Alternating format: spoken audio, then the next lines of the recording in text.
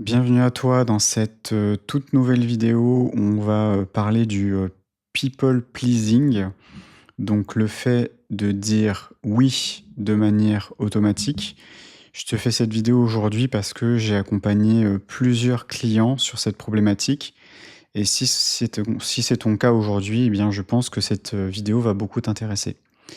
Alors aujourd'hui, pourquoi est-ce que tu dis oui de manière automatique? Donc si on prend déjà un exemple, tout simple, par exemple quelqu'un qui te dit, «Tiens au fait, est-ce que tu viens demain soir? Il y a le pot de départ d'un tel» ou je ne sais quoi. Et là en gros tu as, 2 choix. Le premier choix c'est soit de dire oui, soit de dire non, voilà, ou je ne sais pas, mais en général c'est soit l'un soit l'autre.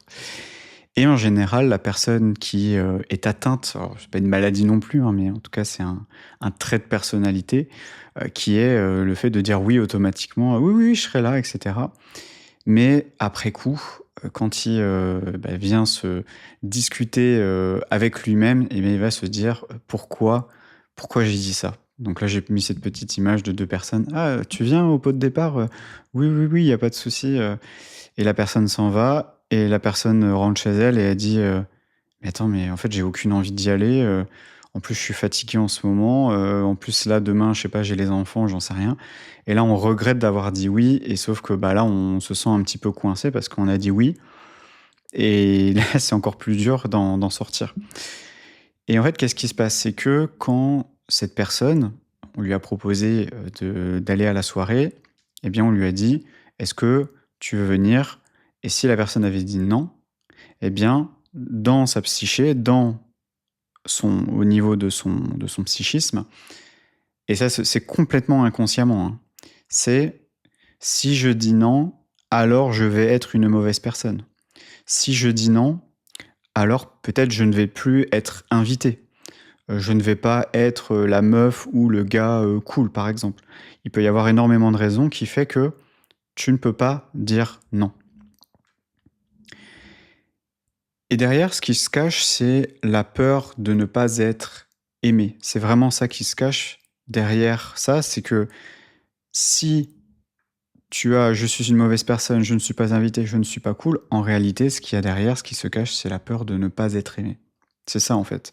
Donc pourquoi déjà tu es le people pleaser? C'est parce que, tout simplement, tu veux être aimé et donc du coup, tu dis oui et c'est la peur de ne pas être aimé.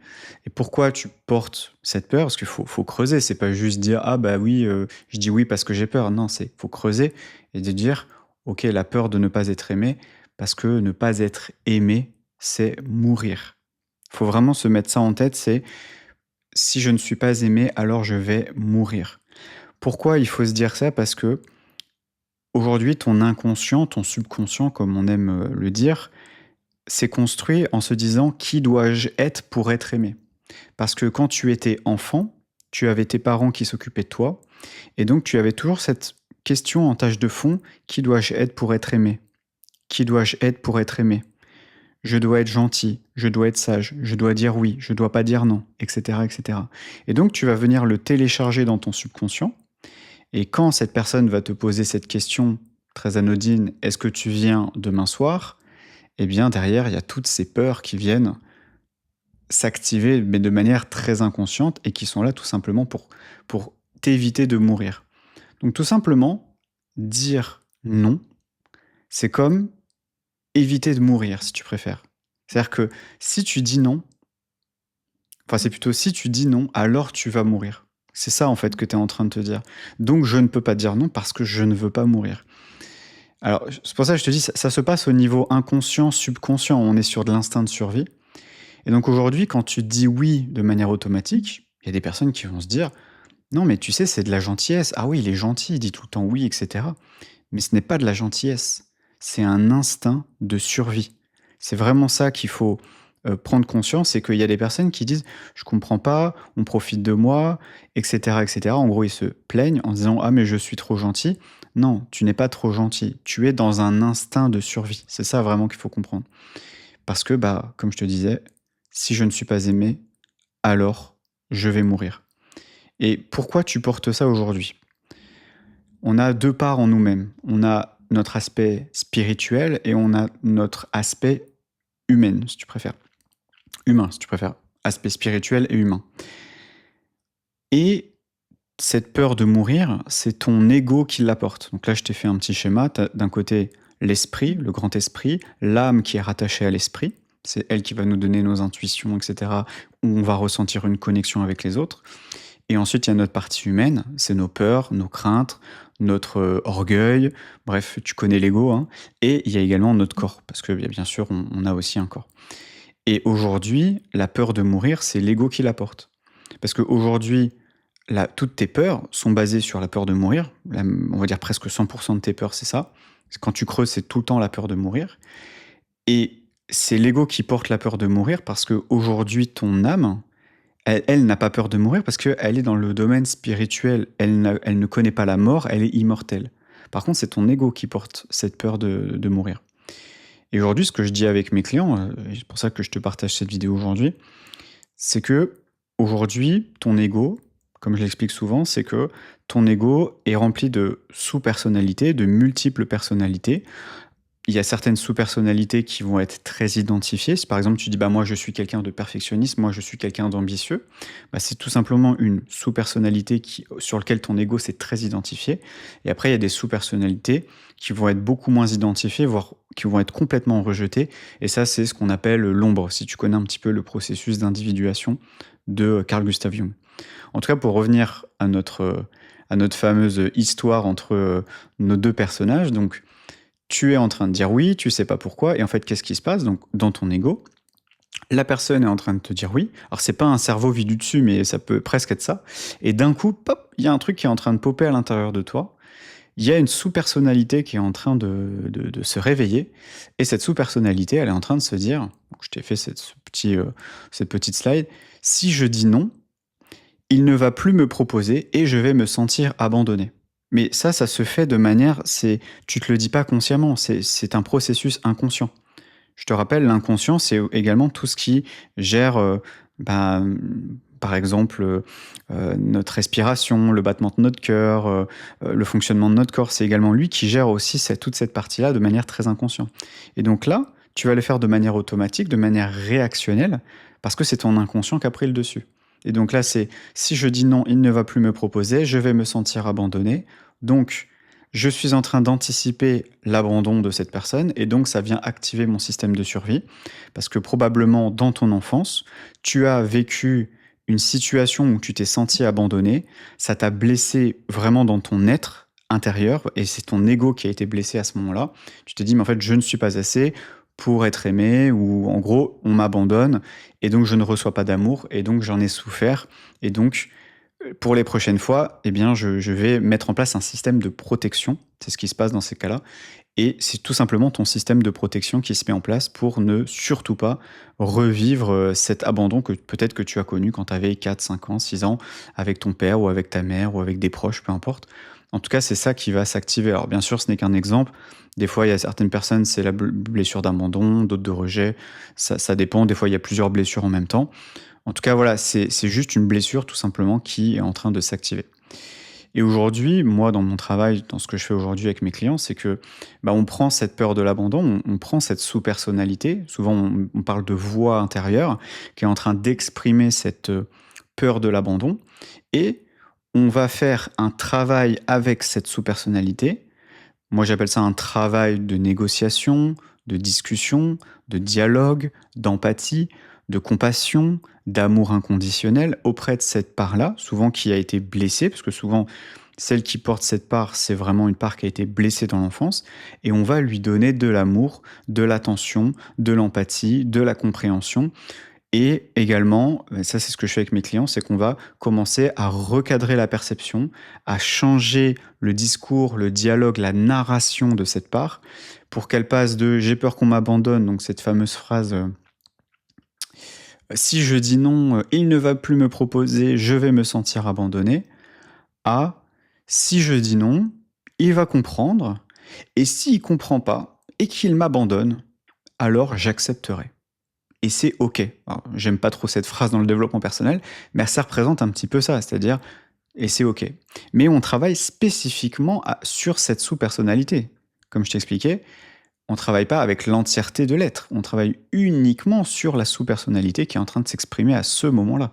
C'est ça qui fait que le travail, à mon sens, quand je travaille avec mes clients, il y a un aspect chirurgical, c'est que au lieu de travailler sur l'entièreté de l'être, on travaille uniquement sur la sous-personnalité qui crée le problème. Et c'est pour ça que souvent, des fois, j'ai des personnes qui me disent j'ai l'impression de tourner en rond, il faut enlever les pelures de l'oignon, etc. C'est tout simplement parce que des fois, ils ne vont pas aller voir la bonne sous-personnalité. Donc si tu veux un travail efficace, en tout cas c'est ce que je te recommande, il faut aller voir directement la bonne sous-personnalité. Donc, pour reprendre mes petites slides, donc si je dis non, il ne va plus me proposer, donc je vais me sentir abandonné. Et donc là, passer de l'acceptation. Et aujourd'hui, pour moi, la clé de... Et c'est pas forcément une technique, c'est pas un hack de développement personnel en 4 étapes, etc. C'est accepter, pardonner et faire la paix avec soi-même et avec les autres. C'est redonner en fait l'amour à cette part-là qui est en train de dire « Ah, il va plus me proposer, je vais me sentir abandonné ». C'est une part de toi qui manque d'amour.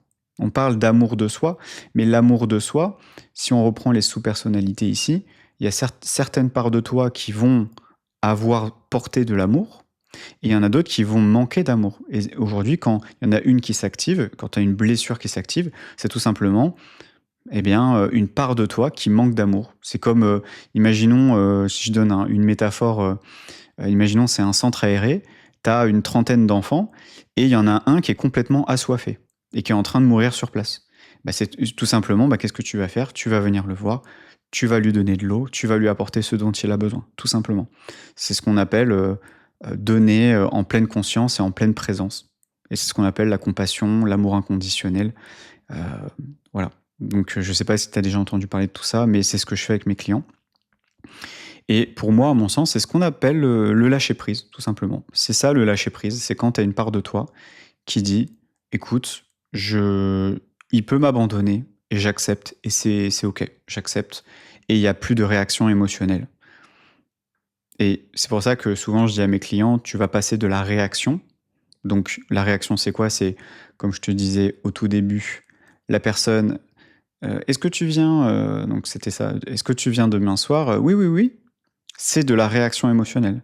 Parce que tu n'as pas laissé le temps de réflexion. Si tu l'as fait de manière spontanée, automatique, tu n'as pas laissé le temps de réflexion. Plutôt de dire, écoute, je reviens vers toi, je sais pas, je vais voir. Non, tu as dit tout de suite automatiquement. Et ça, c'est typique des personnes qu'on appelle people pleaser. Et, enfin, en tout cas, c'est le terme anglais, quoi. Mais je sais pas trop comment on peut le dire en français. Et donc, tu vas passer de la réaction à la conscience. C'est-à-dire, plutôt que de dire oui automatiquement, c'est « Ok, je me connecte à moi. Est-ce que j'ai envie d'y aller? Est-ce que c'est OK pour moi? Est-ce que j'ai pas d'autres priorités? Est-ce qu'il n'y a pas d'autres choses plus intéressantes que j'ai envie de faire? Est-ce que j'ai vraiment envie d'y aller à cette soirée? Si, imaginons là, c'est une soirée. Est-ce que j'ai vraiment envie d'y aller? Est-ce que j'ai pas envie de faire autre chose? Est-ce qu'il n'y a pas d'autres personnes que j'ai envie de voir? » Et il va y avoir ce dialogue qui va s'immiscer à l'intérieur de toi. Et donc, tu vas pouvoir, en fait, à l'intérieur de toi, laisser toutes ces sous-personnalités s'exprimer, ressentir dans ton corps, ressentir peut-être ton intuition, etc. Sauf que quand tu as une part qui s'active en mode survie, le problème, c'est que tu as tout le système qui se désactive et tu es dans une réaction automatique. D'ailleurs, la plupart des blessures émotionnelles sont basées sur des réactions émotionnelles. Là, je te parle du people pleasing, mais c'est également pour la plupart de tes réactions émotionnelles. Si aujourd'hui, tu as du mal, tu as des réactions émotionnelles où des fois, tu as du mal à te comprendre, c'est tout simplement parce que tu as une part, une sous-personnalité qui s'active à certains moments et c'est en fait elle qui prend le contrôle de l'entièreté de ton esprit. C'est pour ça que souvent, quand on touche une blessure, la personne est en réaction et il faut vraiment du temps pour qu'elle redescende et qu'elle reprenne conscience, qu'elle reprenne ses esprits.